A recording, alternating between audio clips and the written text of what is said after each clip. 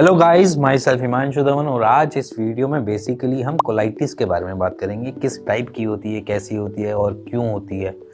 तो सबसे पहले आप समझने की कोशिश करना, कोलाइटिस से पहले मैं आपको टर्म्स बताना चाहता हूँ, क्योंकि अगर मैं आपको टर्म्स अभी क्लियर नहीं करूँगा तो आप शायद पूरी वीडियो में समझ ही नहीं पाओ कि बात किस चीज़ की हो रही है और कैसे हो रही है। तो समझना कि एक लार्ज इंटेस्टाइन के बारे में समझते हो और कोलाइटिस उसी से ही जुड़ी हुई चीज़ें होती हैं। तो हमारी जो लार्ज इंटेस्टाइन होती है, अपेंडिक्स की जो स्टार्ट होता है वहाँ से स्टार्ट होती है और लार्ज इंटेस्टाइन जाकर रेक्टम पे ख़त्म होती है। जो अपेंडिक्स के बाद का एक जो प्रोसेस होता है उसे सीकम कहते हैं। सीकम से स्टार्ट होते हुए रेक्टम पे क्लोज होती है। ये एक कोलाइटिस के अंदर जो भी प्रॉब्लम्स आती हैं वो इसी इंटेस्टाइन के अंदर प्रॉब्लम्स देखी जाती है। इसमें क्या होता है, इसमें अब अलग अलग सिम्टम्स ऐसा सच नहीं है कि आपको देखने को मिलते हैं। मोस्ट ऑफ द केसेस में सेम ही मिलेंगे, जैसे कि आपका स्टूल जो है वो ब्लीडिंग के साथ आ रहा है, ठीक है, या फिर आपको पेन जो है वो ब्लोटिंग के साथ हो रहा है, या पेन जो है वो नॉर्मली हो रहा है। तो इसमें बहुत सारी चीज़ें कॉमन देखी जाती हैं, बट उसकी दिक्कतें जो होती हैं वो अलग अलग होती हैं। अब समझना कि अब मैं स्टार्ट करने जा रहा हूँ कि कितने कितने टाइप का होता है। अब ये बेसिकली अगर मैं स्टार्ट करूँ तो इसमें सबसे पहली कंडीशन जो मोस्ट ऑफ द केसेस में देखी जाती है उसको बोल देते हैं अल्सरेटिव कोलाइटिस। अब अल्सरेटिव कोलाइटिस में क्या होता है कि अगर आपकी इंटेस्टाइन जो है वो कभी सूज रही है या फिर उसके अंदर कोई छाले पड़ रहे हैं, उसको ही हम अल्सरेटिव कोलाइटिस की कैटेगरी में डालते हैं। अब छाले को ही अल्सर बोला जाता है, तो इसीलिए हम अल्सरेटिव कोलाइटिस को हम इसको काउंटर करते हैं। इसमें भी सेम दिक्कत होती है कि हमारे को स्टूल में है वो ब्लीड मिल सकता है। दूसरा, इसमें कभी डायरिया भी हो सकता है और कभी कॉन्स्टिपेशन भी हो सकती है, सेम ही मिलता है। और इसमें कभी कभार ऐसा लगेगा कि अभी स्टूल आने की अर्ज हुई बट स्टूल नहीं हुआ, बट जब आप रेक्टम से पास करोगे तो क्या पता आपको पेन फील हो। तो ये बेसिकली दिक्कत होती है अल्सरेटिव कोलाइटिस में। दर्द भी मिलता है, आपका जो नीचे वाला बाउल मूवमेंट है वो भी थोड़ा वीक पड़ता है और आपकी बॉडी लेथार्जी फील करती है, फटीग फील करती है, क्योंकि एब्जॉर्प्शन नहीं हो रही होती एज एन न्यूट्रिशंस की। तो ये बेसिकली फंडामेंटल अल्सरेटिव कोलाइटिस पे पूरा का पूरा काम करता है। इसके बाद जो सेकंड पार्ट आता है, जिससे सेकंड हम टाइप बोल देते हैं इसको ब्रोंकाइटिस की। ब्रोंकाइटिस में बेसिकली रेक्टम ही इन्वॉल्व होता है। जैसे आपको मैंने स्टार्टिंग में बताया था सीकम और रेक्टम, तो यहाँ पर जो इन्वॉल्वमेंट होती है रेक्टम की होती है, मतलब कि लास्ट पार्ट। रेक्टम बेसिकली हमारे स्टूल पास करने में हेल्प करता है, या जैसे मैं बोलूँ कि जब लास्ट में स्टूल पास किया जाता है तो वो रेक्टम के थ्रू ही होके किया जाता है। और जैसे हम बोल देते हैं कि पॉटी निकलना, वो पॉटी जो निकलती है वो आपके रेक्टम से ही निकलती है एक तरीके से। ये उसी जगह पे स्वेलिंग आती है और वहीं पर ही दर्द होता है। इसीलिए इस केस में क्या होता है कि जब हम स्टूल पास करने जाते हैं तो दर्द होता है, और जब वो दर्द होता है वो उसी का रीजन होता है कि आपको कोलाइटिस हो सकता है। अब यहाँ पर कुछ लोग कहते हैं कि हमें तो करते हुए कभी कभार पेन होता है। वो पाइल्स क्या होती है?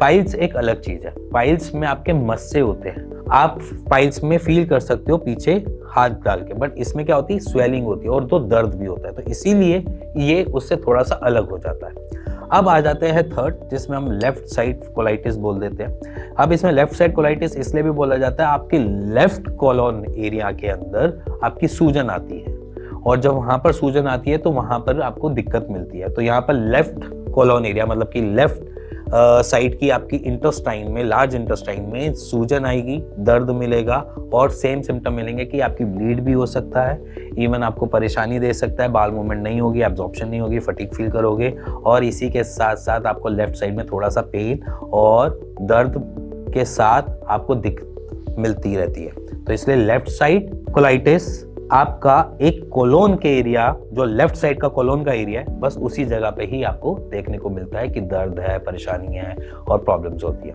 अब इसके बाद बारी आ जाती है लास्ट, जिसे हम कहते हैं कि पैन कोलाइटिस।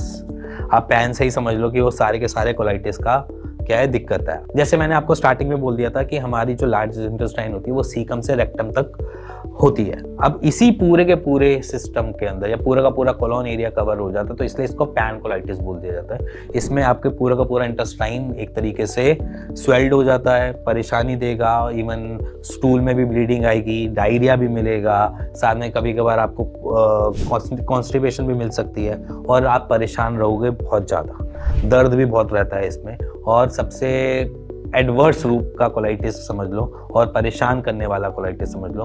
और यहाँ पर सिम्टम्स कभी भी ऐसे नहीं होते, ठीक रहते हैं, क्योंकि बाकी के कोलाइटिस में कभी आएंगे जाएंगे हो सकता है, बट इसके टाइम में कोई आना जाना नहीं होता और परेशान रहते हो, ब्लीडिंग रहती है, नीचे की तरफ पेन बना रहेगा और परेशान रहोगे आप। तो ये पैन कोलोन या जिसे मैं बोलूँ पैन कोलाइटिस की कैटेगरी में रखा जाता है। अब ये सारी की सारी कोलाइटिस का सॉल्यूशन क्या है भाई? आपने कोलाइटिस तो बता दिया, अब इसका सॉल्यूशन क्या है? देखो सॉल्यूशन जो है वो बेसिकली अलग नहीं है। सब कोलाइटिस को अगर मैं बात करूं तो आपका आहार तो हमें फिर भी एनीहाउ चेंज करना ही पड़ेगा। अब इन सारी चीज़ों में एक ही चीज़ कॉमन है कि हमारी जो लार्ज इंटेस्टाइन है ना वो एब्जॉर्ब कर पा रही है, ना वो न्यूट्रिशंस को अपने अंदर खींच पा रही है, ना आपकी बॉडी में डाल पा रही है। तो अगर हम यहाँ पर कोई भी खाना डालते हैं, एज इन रॉ कच्चा भी खाना डालते हैं, तब भी उसको डाइजेस्ट नहीं कर पाएगा और आपको स्टूल में ब्लीडिंग देगा। अब इस दौरान में आपने मिर्च मसाले खाने बंद कर देने, बिल्कुल भी। कुछ ऐसी चीज़ों का इंटेक करना है जिससे मेरी इन्फ्लेमेशन कम हो। सबसे पहले जैसे कि आपकी हो गई हल्दी हो गई, हल्दी को थोड़ा सा पानी में डाल के ल्यूक वार्म वाटर के अंदर डाल के थोड़ा थोड़ा सिप सिप करके पीना, जिससे थोड़ी इन्फ्लेमेशन कम हो। जैसे बड़े बुजुर्ग बोल गए हैं कि हल्दी वाला दूध पी ले या कुछ हल्दी खा ले जिससे तेरी इन्फ्लेमेशन कम हो जाए, हमने सेम वही करना है। बट हम इसमें डेयरी प्रोडक्ट्स नहीं यूज़ कर सकते क्योंकि डेयरी प्रोडक्ट्स इंटॉलरेंस भी क्रिएट करते हैं और ट्रबल्स भी क्रिएट करते हैं। तो डेयरी प्रोडक्ट्स अवॉइड रहेंगे। तो डेयरी प्रोडक्ट्स आपने हटाने हैं, नॉन वेज बिल्कुल ख़त्म कर देना है, मिर्च मसाले बिल्कुल ख़त्म कर देने हैं और थोड़ा टाइम हल्के खाने पे आना है। और कोशिश करनी है अगर आप दाल भी ले रहे हो तो दाल कम हो, उसके अंदर पानी ज़्यादा हो, ठीक है। अगर आपके अंदर उसको थोड़ा सा टेस्ट वाइज ठीक सेटल करना है तो थोड़ा सा उसमें आप काली मिर्च डाल सकते हो, बट वो भी बहुत ज़्यादा नहीं, ठीक है, क्योंकि काली मिर्च से डायरिया होने के चांसेस बढ़ सकते हैं। तो इसलिए काली मिर्च भी बहुत चुटकी पर, नमक डालो कोई दिक्कत नहीं, और उसको सिप सिप करके खाना है। ऐसे नहीं खाना कि एकदम से अब सीधी की सीधी कटोरी पी ली। तो उसमें आपने करना क्या है, आपके हर मील के बीच में 1 घंटे या 1.5 घंटे का गैप होना चाहिए।